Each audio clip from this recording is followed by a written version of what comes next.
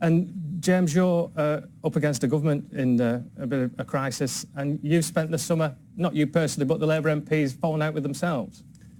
Well, look, we've made very clear that we're ready to move on from that. It was an unhelpful period. It has been an unhelpful period over the summer, but we've got a very clear agenda that we want to put into government. That's why we're calling for a general election if Theresa May can't deliver on a Brexit deal. You say nothing's changed. People want Theresa May to go. Are you among them, Will? No, I'm not one of those among them. I can assure you of that. All right. Well, I'm sure we'll come back to this.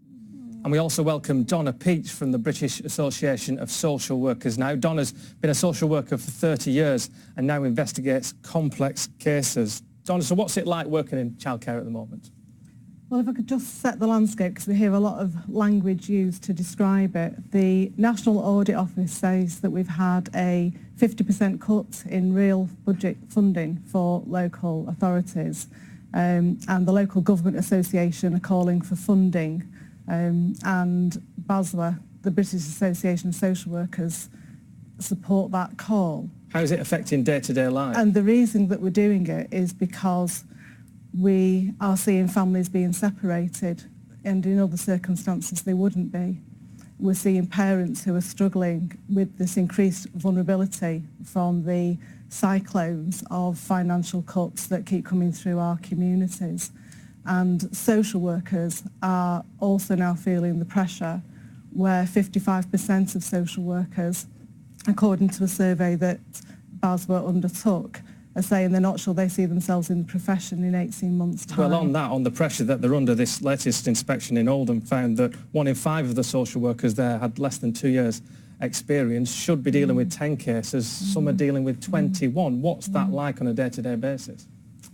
So, living with that, what we have to understand is that social workers are humans too. Massive responsibility. And living in a community where their own families will be struggling to get services, and so people feel under pressure, their mental health is affected. And we have core values in our profession of intending to help people and to meet their needs. And when we can't do that, that's crushing for us.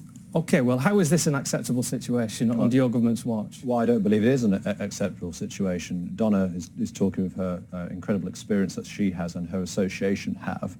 I think the issue is that these services have to be paid for, and consequently councils are having that overspend. I think nationally the figure is about £2 billion, and I would be entirely supportive if that overspend was met by central government in this case, given that councils have to be able to step in these cases. I think it's worth noting as well, as was alluded to in your report, the increase in demand. I think Oldham Council says that's due to your austerity, though. It's creating this perfect storm, welfare cuts, pullback of support services. There may well be a number of reasons, and I'm entirely open to people putting them and councils have had their budget cut by 40% under your government in some of the most deprived areas. In some of the central grant from government, yeah, that is invariably true.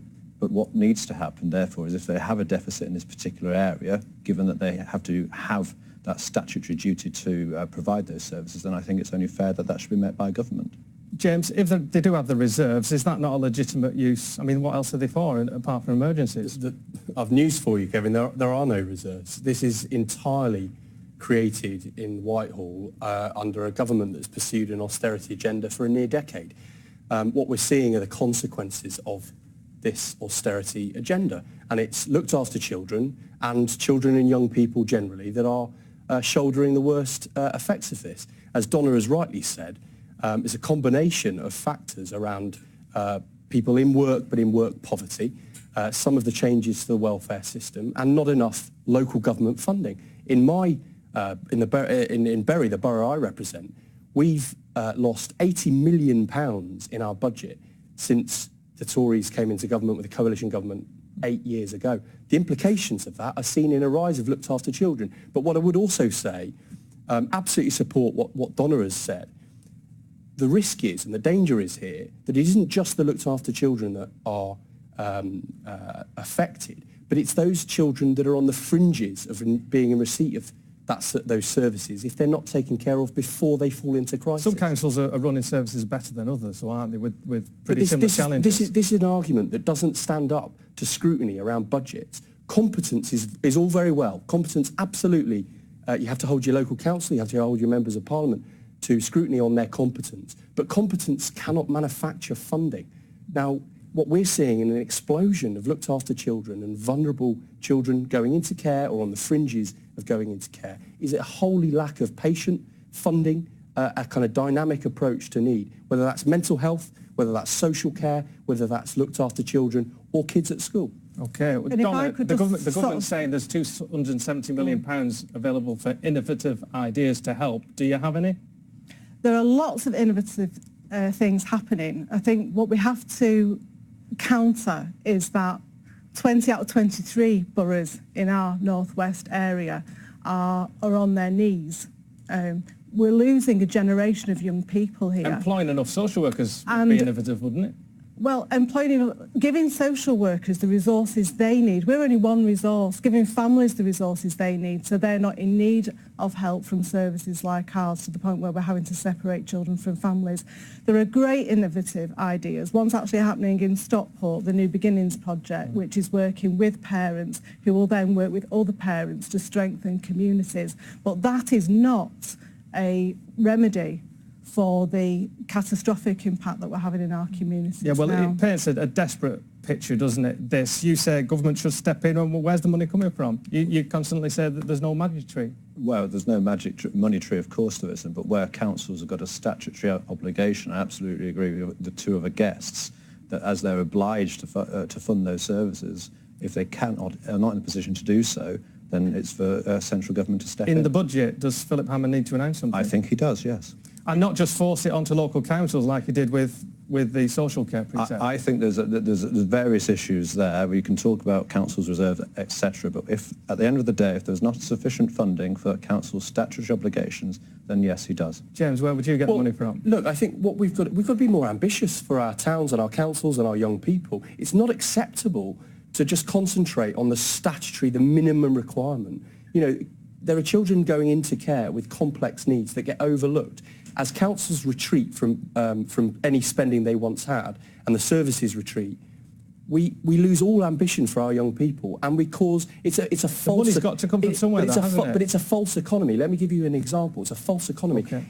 If faced with a child going into care that could have been prevented with some funding further upstream, that costs thousands and thousands of pounds more when they reach crisis or have to go to out of borough care. Some £35,000 for 1 year. And we're seeing a cut in that. We're seeing 500 million taken from our first aid early intervention services, with another 183 million cut left to come. So whatever funding the government say they're going to bring, that has to be in the context of all the other cuts that we're already bracing for. OK, we're going to have to leave it there. Thank you for coming in, Donna. Thank you, Matt. So, James, a big problem for your party, this, isn't it? It appears to a casual observer that Jeremy Corbyn's incapable of sorting it out. Well, look, we've moved on from the disagreement over the summer. We have finally adopted the International Holocaust Remembrance Alliance definition of anti-Semitism and all examples. I support that. I called for it as well.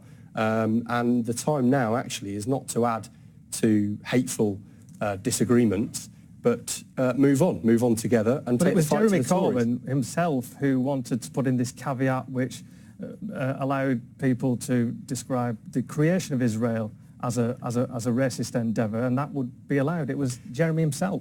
As I understand it, it was pointed out that the examples to be adopted maintain the principle of free speech. I believe in the principle of free speech. We should be free to criticise nation states. The problem is, of course, if people want to criticise the existence of that, and there is a distinction there, an important distinction there. But for me, Kevin, this is principle, not party. And I don't know anybody that wouldn't agree to saying no to anti-Semitism. James, are you worried that the Lib Dems are going to start taking supporters off you, upset by the infighting and the lack of an obvious coherent strategy on Brexit? No, I'm not. There was a vote in the House of Commons on Brexit that Vince Cable lost. So it's a bit Johnny-come-lately to be suggesting now. You mean he caused you to lose it because he didn't turn up? Well, he was one of two that didn't. Himself and the former leader, Tim Farron, didn't turn up. So it's a bit rich now saying, oh, right, he's woken up to leading the Liberal Democrats. A few Labour MPs also supported that vote, though, didn't they? Well, yeah, we're a broad church, and disagreement is a fundamental part of democracy, Kevin. But it's all very well Vince Cable talking now about having woken up to the demands of being the leader of the Liberal Democrats, simply saying, oh, I've got open house and inviting everyone everybody in ain't going to cut the mustard. Is Labour moving towards their position, though? Sadiq Khan earlier saying he'd support a second vote. A couple of weeks ago, Andy Burnham, Greater Manchester Mayor, saying if there's no deal, he'd back a second vote. Look, the government are making an absolute mess. We're facing a no-deal Brexit, which is the worst kind of deal. The Labour Party, I think, is doing a responsible job in opposition. We're holding the government's feet to the fire. We don't rule anything out. We haven't ruled anything out. I said at the top of the programme. That means you haven't really got a clear position, doesn't it? Well, that's not true at all. If you see the public changing their mind as they are, then we are saying we want a general election on this as opposed to a people's vote, but we don't rule it out, and that's the responsible position to take. Well, you're a Brexiteer who thinks no deal would be fine, aren't you? I don't think it would be fine. I think it might present its own challenges, but I'm actually quite confident that common sense is going to prevail and that will be a deal at the end of this, despite all the bluster and the brinkmanship that we've got at the moment. But not Chequers, because you're vehemently opposed to that here. I think Chequers has its shortcomings, certainly, and I don't think that what becomes before the House of Commons will be Chequers anyway. It's because not right. It'll be watered well, down. It's not right. There'll be a number of further compromises to persuade the EU it's to not accept right. it. I don't call it the Chequers deal. It's a Chequers proposal. Yeah. And so I will wait to see what comes before Parliament ultimately. But this is the, as the Prime Minister says, this is the only proposal in front of the House. Look, the Prime Minister had an opportunity 2 years ago to unite the country. She started with the 52% that voted to leave, and then took her instructions from the 1922 committee, which is this small rump of hardline Brexiteers who show no care or responsibility for people in Bury and the town I represent. Well, they say for their jobs. They say they're honouring the way those people voted. A majority of people they're pursuing in a Bury hardline ideology. There's no bravery in their line that ignors the Many need. people would agree with Theresa May's red lines, though, on immigration, on leaving the But every single red line market. she's put down, she's since then... Actually, the moment... I will show some independent thought on this, Kevin. Look, the Chequers deal actually is the first moment where she finally acknowledges this is not going to be as straightforward as she has said and her team have said it's going to be. Actually, it's her coming round to the way that the Labour Party's thought on a customs union that respects the Northern Ireland border, the no hard border, and keeps jobs and prospects for young people and all people in towns like mine. Well, Liam Fox did promise the easiest, quickest trade deal in history. No deal isn't what the people were promised, is it? What he said was where there was the political will to do so, and that is the issue that we're facing, the political will. As we get Theresa nearer, May's red lines have made it impossible because they break the EU's rules. well, indeed, which is why, as far as the EU's concerned and this country's concerned, going down the line, a free trade arrangement is far preferable to what is proposed in Chequers. And James, if no deal is such a disaster, surely Labour should be promising to support whatever Theresa May comes back with. So there is very little time left, but a lot still to go on this. So the Labour Party's priority at the moment is to look at an amendment fixing so that there isn't this brinkmanship that Will talks about, that there isn't this bad deal or spinning us off into no deal territory. I'm very clear. I accept and respect the result of the Brexit referendum, but I also said it needed to be a Brexit that worked best for Bury and Britain. I see no evidence of that, the direction that this government and this Prime Minister is taking us in. So, Will, is this the blatant power grab that Labour's saying it is? Listen, nobody's going to get the violins out. I think the idea of having fewer MPs. I don't think it's a power grab at all. I think the fundamental principle that you should have similarly sized constituencies is an argument for fairness. I think the question that remains is if that should be done on the basis of 600 or 650 to avoid the strange sort of combinations of historic areas as was referenced in your report. Labour's all about equality, isn't it? Surely you'd be in favour of this. We certainly are, Kevin. Look, the point is that the Boundary Commission was commissioned before then another 2 million registered voters came online at the snap general election. So these figures are old news. But it wouldn't have huge... Snap general election. So these figures are old news. But it wouldn't have huge amount of change for you, would it? No, But so it would affect Labour quite considerably. It would, and we challenge the independence of this, frankly, because of the disproportionate impact it has on the sitting Labour MPs. I myself set to gain an award where I used to live, in Unsworth, and where my wife used to live, in fact. So I come at this, the Labour Party, we oppose this, and I'd be voting against it if it makes it that far. But I don't think Will and Boris Johnson are going to let this go. Well, if it does make it that far, what realistically, with everything else going on, is the prospect of this going through? I think it's slim, to say the least, at the moment, to be honest with you. It would help you, though, in terms of a snap election early next year, wouldn't it, Will?